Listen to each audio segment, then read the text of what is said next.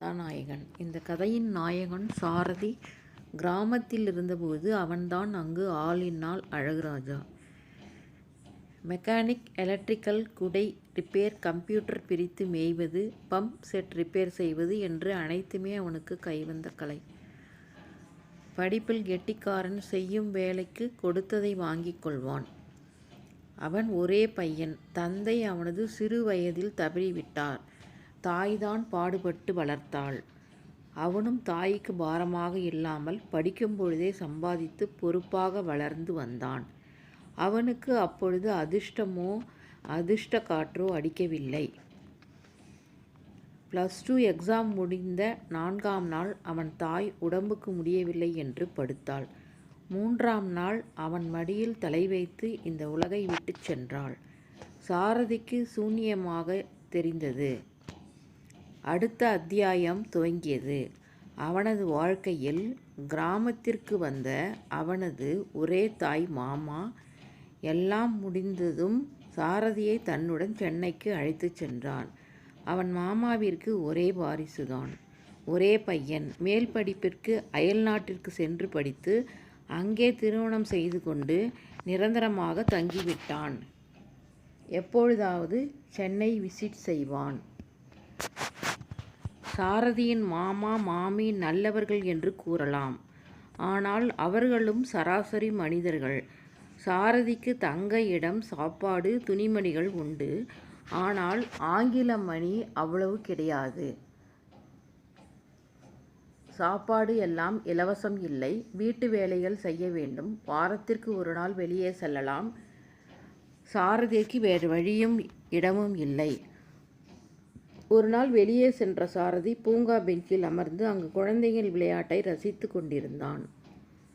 சிறிது நேரத்தில் வந்து அவன் அருகில் அமர்ந்த பெரியவர் ஒருவர் அவனிடம் பேச ஆரம்பித்தார். உடனே எழுந்த சாரதி குனிந்து அவரது கால்களை தொட்டு 2 கைகளையும் கூப்பி வணங்கிவிட்டு நின்று கொண்டிருந்தான். அந்த செயலையும் அவன் நடவடிக்கையில் எந்த போலித்தன்மையும் இல்லாததும் அவரை அசத்தியது. உடனே அவன்பால் ஈர்க்கப்பட்டு அவனை அமரச் செய்து உரையாடினார். அவர் கேட்ட கேள்விகளுக்கு மரியாதையாகவும் அதே சமயத்தில் புத்தி கூர்மையுடன் பதில்கள் கூறினாள். 1 மணி நேரத்திற்கு பிறகு வணங்கி விடைபெற்று சென்றான். அன்று அந்த சந்திப்பு அவனது வாழ்க்கையை புரட்டி போடப் போகிறது என்று அவன் கனவும் காணவில்லை.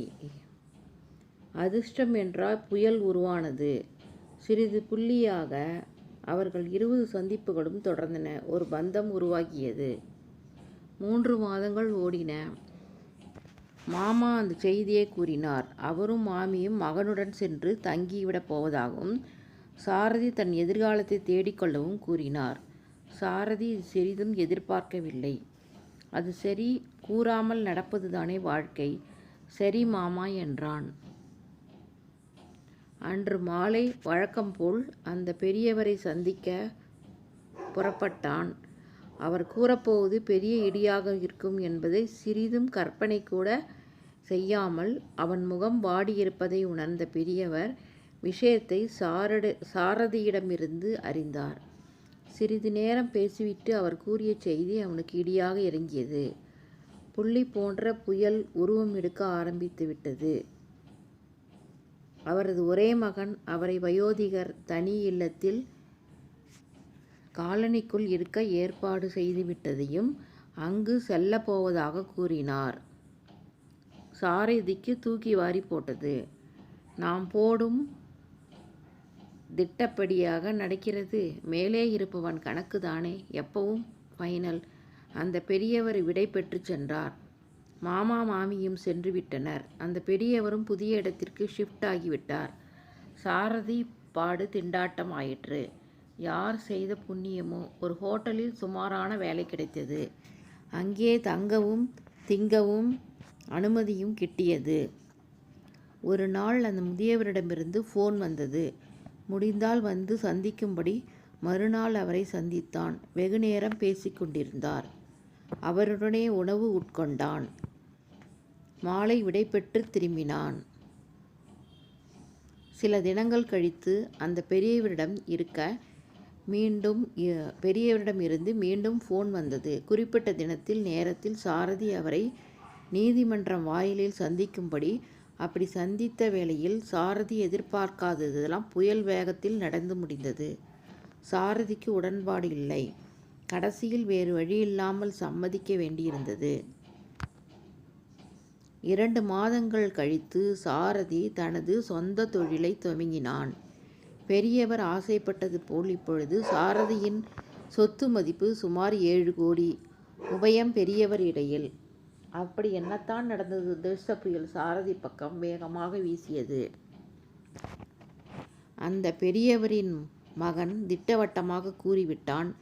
அவர் சுய சம்பாதத்தில் சேர்த்த அசையும் அசையா சொத்துக்கள் ஒன்றும் தனக்கு வேண்டாம் என்று. அவன் அயல் நாட்டில் மல்டி மில்லியனியராம். அவர் விருப்பப்படி அவரது சொத்துக்களை என்ன வேண்டுமானாலும் செய்து கொள்ளலாம் என்று எழுதியும் கொடுத்துவிட்டான். யோகம் அடித்தது சாரதிக்கு. அன்று ஒரு நாள் சாரதியை நீதிமன்றத்தில் சந்தித்தது பெரியவர். அவன் பெயருக்கு எழுதிய சொத்துக்கள் விவரம் கொண்ட உயிலை அங்கு நீதிபதியின் உத்தரவுடன் பதிவு செய்யத்தான் சாரதி தனது தாயார் மானசீகமாக ஆசையுடன் பெரியவர் அளித்துச் சென்ற சொத்துக்களை காக்கவும் பெருக்கவும் அடியெடுத்து பெரியவரின் நம்பிக்கையை காப்பாற்றுவான் நமது கதாநாயகன். அவனுடைய உழைப்பும் திறமையும் நேர்மையும் உறுதுணையாக இருக்கும் என்பதில் சந்தேகம்